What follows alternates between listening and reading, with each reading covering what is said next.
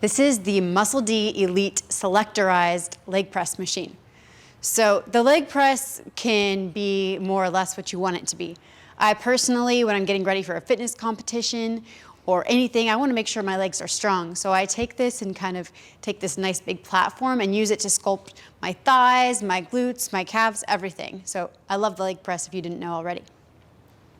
So let's talk about what we have here, what makes it special. First of all, we have this nice, huge platform, like I said, so your legs can go higher or lower, apart, closer together, depending on what your goals are. I'm gonna give you a few key beginner moves if you don't really know how to use a leg press. Again, once you have a coach, you can use this machine to your liking. Second, it goes nice and low to the actual platform so that you have what's called a pre-stretch. Essentially, the closer you get to the platform, the more range of motion you have, the longer you can stretch your muscle, the more you can sculpt it or build it, okay? Also, we have these nice handles that help you to have a nice strong motion and keep the correct posture.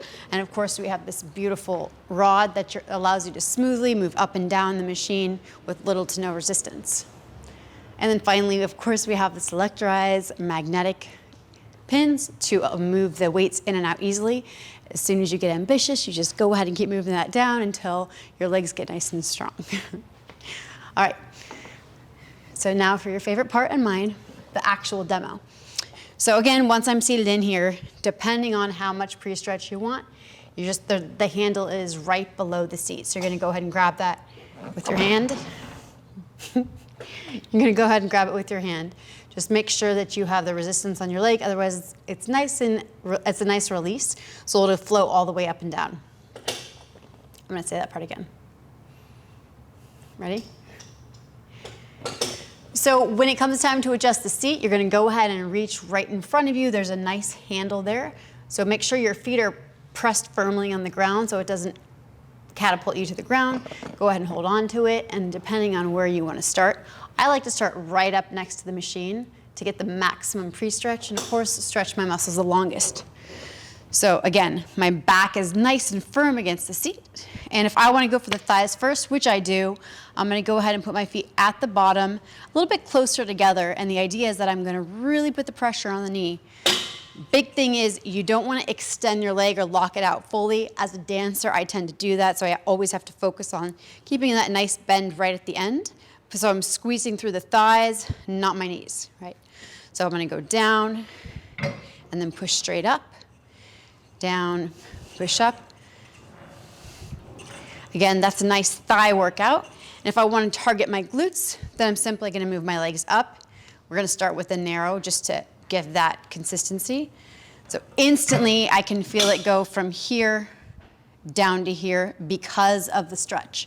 So I'm gonna grab the handles again, squeeze my stomach, push up, and man, I am ready for some more weight, so I'm gonna go ahead and pack it on, squeeze my stomach, take a nice deep breath, and then breathe out as I push away. Instantly start to feel the glutes and even a little bit of the hamstrings coming in. Excellent. And then I want to try another variation. So this is a little bit wider. And again, I'm going to pull my knees out as opposed to push them in. That's the proper form. Squeezing my stomach and pushing up and forward.